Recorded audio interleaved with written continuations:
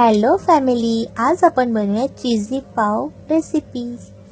चला, असं काय आपण इंग्रेडियंट्स घेतलेत। कढईमध्ये मस्त 2-3 चमचे बटर टाकून घेऊया।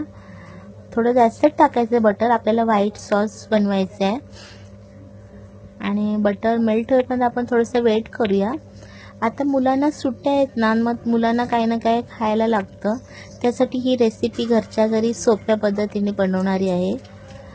तुम्ही पण नक्की ट्राय करा। असं मस्त बटर आपण मेल्ट करून घेऊया।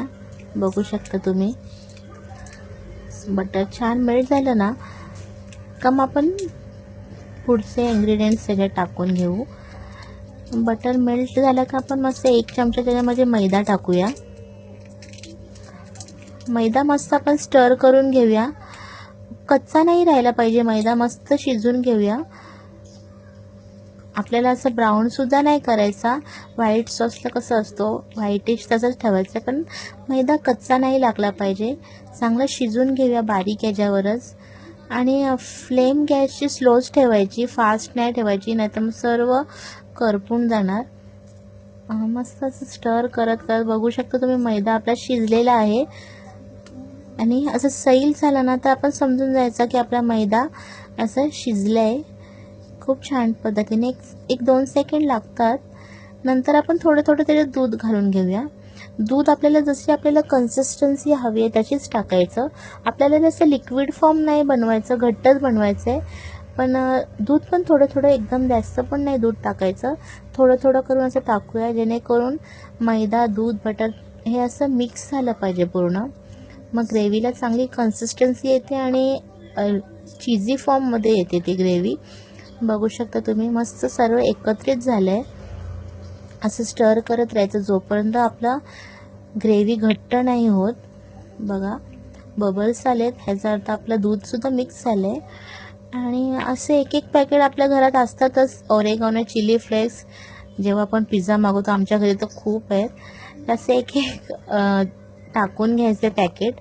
ह्याच्याने खूप छान टेस्ट येते, म्हणजे पिझ्झासारखी टेस्ट येते। असं मस्त स्टर करत राहायचं जोपर्यंत आपली ग्रेव्ही चांगली लूज होत नाही, सैल होत नाही, म्हणजे शिजवत राहायचं चांगलं, कच्चं नाही लागलं पाहिजे।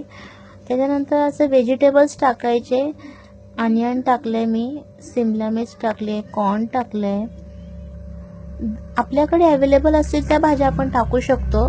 तुम्ही स्टफिंग खूप काही वेगवेगळ्या पद्धतीने बनवू शकतो। तुम्ही ह्याच्यात जर नॉनव्हेज बनवत असाल तर तुम्ही चिकन पण टाकू शकता, पण आज आपण व्हेज बनवतो तर आपण ह्या भाज्या टाकल्या आहेत। ह्याच्यात मशरूम वगैरे पण खूप सुंदर लागतं, पण आपल्या घरात जे अवेलेबल आहे, माझ्याकडे हेच अवेलेबल होतं म्हणून हे टाकलं होतं मी। नंतर आपलं मस्त मेयोनीज टाकायचं, टॅमॅटो केचप टाकायचं, ह्याच्याने खूप टँगी आणि चीजी फ्लेवर येतं।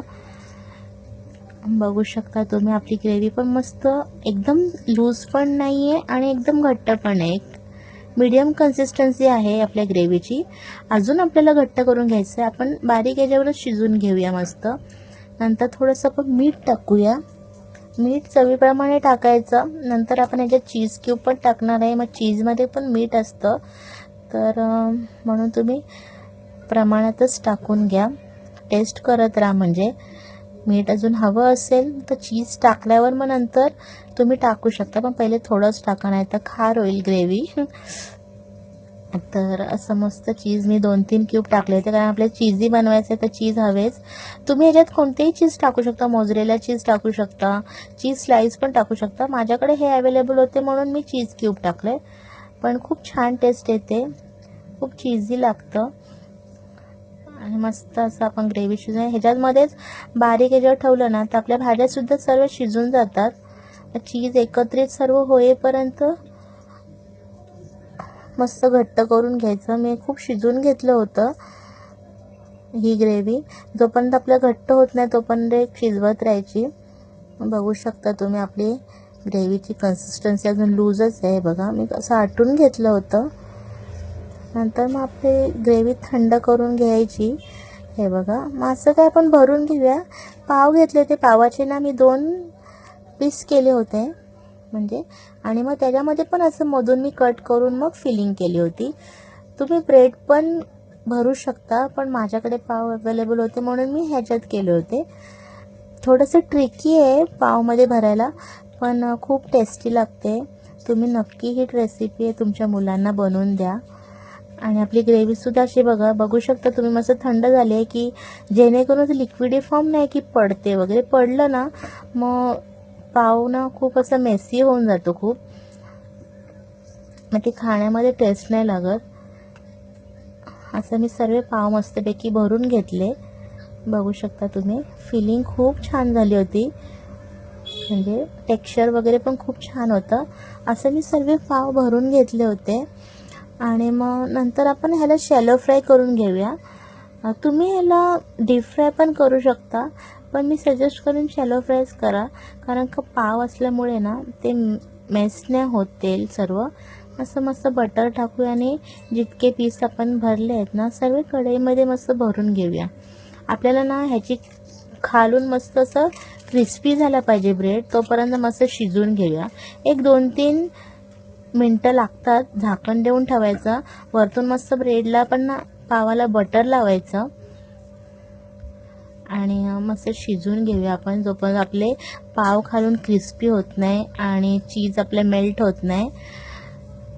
तर मस्त असे मी सर्व ठेवून घेतले होते. आणि नंतर स्टीम झाल्यानंतर हे बघा असे काही होतात, खालून मस्त क्रंची असतात आणि वरतून एकदम सॉफ्ट, आणि खायला इतके चीझी लागतात ना, खूप टेम्पटिंग लागतात. असं नंतर सर्व प्लेटमध्ये मी काढून घेतले होते आणि बाकीचे जे राहिले ते पण मी सर्व असंच पद्धतीने करून घेतले. चला आता मी माझ्या मुलाला टेस्ट करायला देते. मग खरंच खूप छान झाले होते आणि खूप टेस्टी झाले होते. तुम्ही पण ही रेसिपी नक्की ट्राय करा आणि मला कमेंट करून सांगा की तुम्हाला ही रेसिपी माझी आवडली का. Bye bye.